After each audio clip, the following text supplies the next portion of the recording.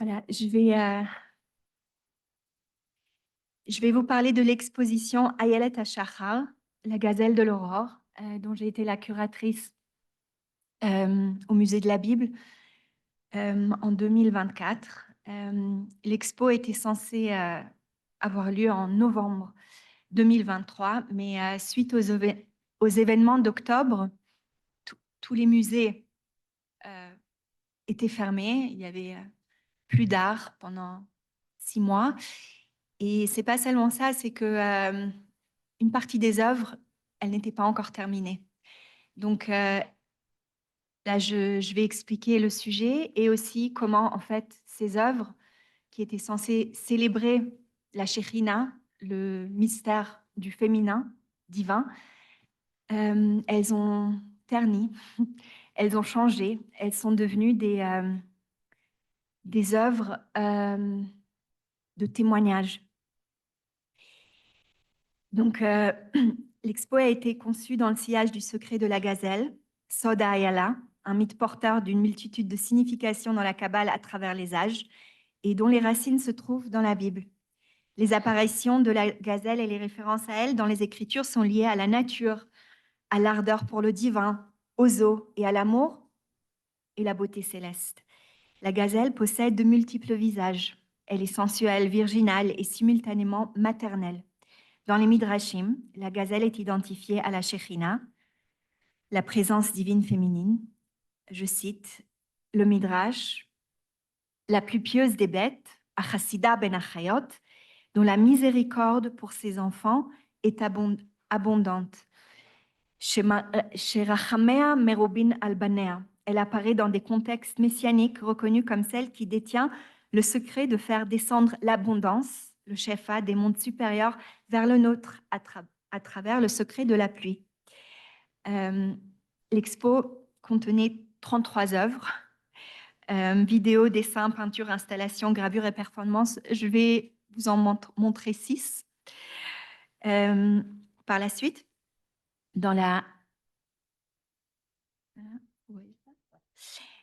littérature rabbinique, la biche de l'aube, le tachachar, est associée aux eaux souterraines et célestes, ainsi qu'à l'étoile du matin, Shachar, brillant de la lumière de Vénus. Ayelet HaShachar, dans l'astrologie juive, c'est Vénus. En vertu de ses actes d'amour et de miséricorde, Dieu écoute sa prière. Lorsque les animaux sont à la recherche d'eau, dit le Midrash, ils se rassemblent autour d'elle. Elle creuse un trou dans le sol, y place ses cornes et crie vers Dieu. Dieu écoute sa prière et fait monter le Tehom, les eaux primordiales. Par ses caractéristiques, la gazelle en vient à symboliser le processus de rédemption. Chaque nuit, cette gazelle mystérieuse donne naissance à l'aube nouvelle. Elle porte à la fois la douleur et le bonheur de l'enfantement. Sur le plan symbolique, elle représente également la naissance du sujet féminin. Toutes les nuances de la femme se reflètent donc dans cette image de la gazelle qui incarne la révélation de El Shaddai, le divin fertile et nourricier dans notre monde. Ce mythe dépeint la rencontre fatidique de la gazelle, représentant, comme on a dit, la pureté, la grâce, la beauté divine et la nourriture, avec le serpent. Et vous avez la citation ici. Cette créature représentant les forces du mal, mais aussi la masculinité et la guérison. De cette union des contraires, comme disait Jung, coincidentium oppositorum, la coïncidence des opposés, délivrée dans la douleur naît la rédemption. Le Zohar va tisser un motif grandiose et, pour notre sensibilité, un peu bizarre, de la naissance de la rédemption, fondée sur cette légende rabbinique du Talmud de Babylone, traité Baba Batra. Sais-tu quand les biches mettent bas? La matrice de cette biche, donc son utérus, est étroite, ce qui rend l'accouchement difficile. Quand elle s'accroupit pour accoucher, je lui envoie un dragon, dit Hachem, qui la mord à l'ouverture de son utérus, lequel se relâche alors et elle met bas. Si le serpent l'atteignait un instant trop tôt ou un instant trop tard, elle mourrait immédiatement. C'est l'image de la rédemption. C'est une question de Heref Ein, du Augenblick, du moment propice. À partir de donc, de cette légende. Alors que l'obscurité de la nuit se lève, donc la gazelle, elle est tourmentée par les douleurs du travail. Le Zohar, il va beaucoup expliquer et rentrer dans les détails. Je n'apporte pas les textes maintenant, mais à l'écrit, ça sera détaillé. Et le ciel lui envoie avec compassion ce serpent pour la mordre et va accélérer son accouchement. Initialement,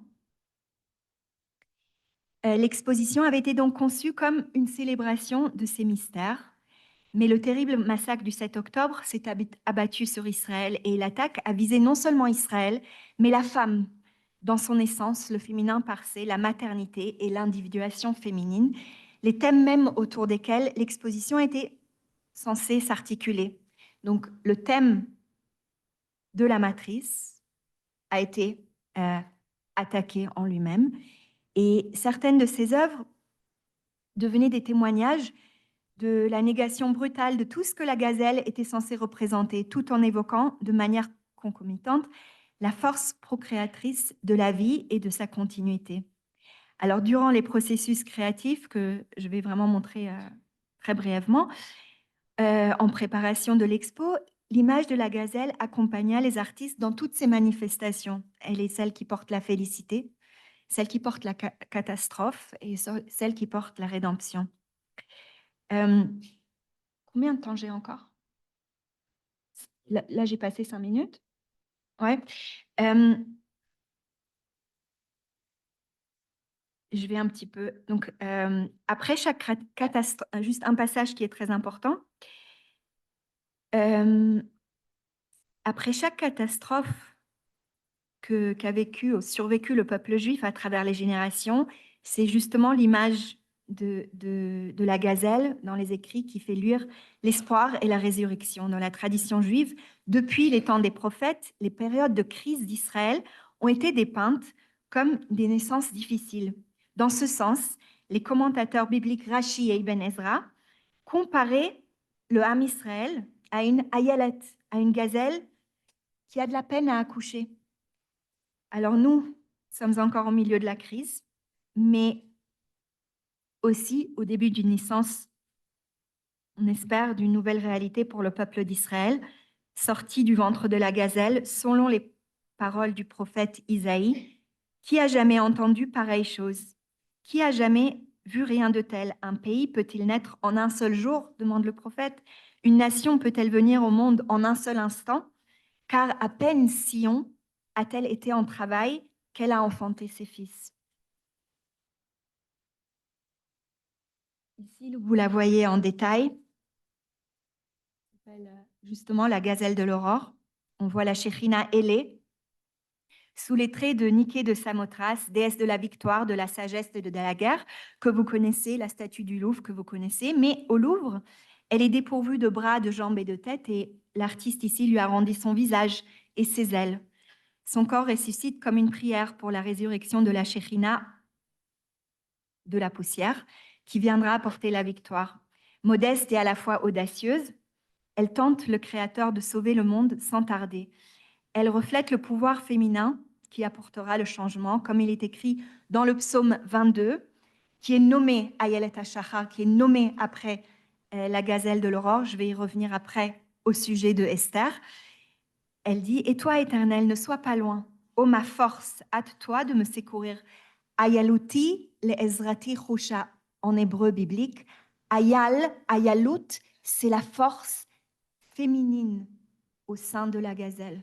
Donc, Ayalut, c'est pas seulement la gazelle, mais c'est aussi en hébreu la force rédemptrice, la force qui nous pousse à naître, à renaître.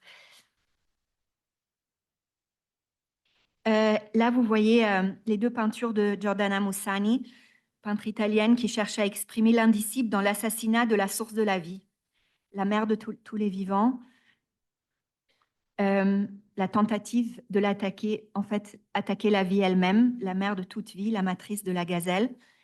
C'est ce qui s'est passé au Festival de Nova. Et l'artiste ici, elle capture l'instant dans ce tableau. Yotzer Or ou Boré Rocher, qui forme la lumière et crée l'obscurité, juste l'instant qui précède le désastre, où la Unheimlichkeit, l'inquiétante étrangeté, commence à se manifester. Il est incertain si les arbres s'étreignent ou s'étranglent. La gazelle, qui est aussi l'archétype de la déesse romaine de la chasse Diane, qui représente la Shekhinah divine dans la nature, et dans la ligne de mire.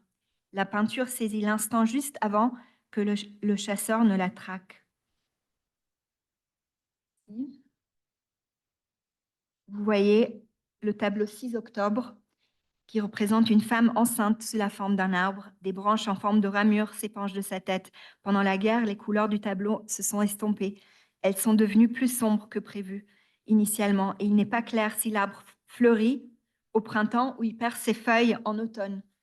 La composition résonne avec le silence avant la tempête qui a attaqué cruellement le corps féminin collectif le 7 octobre, le jour où la mère de tous les vivants fut profanée, violée, abattue et capturée. Ça, c'était beau. Ici, vous voyez... Combien de temps j'ai encore? 3 minutes? Ouais, j'ai... OK.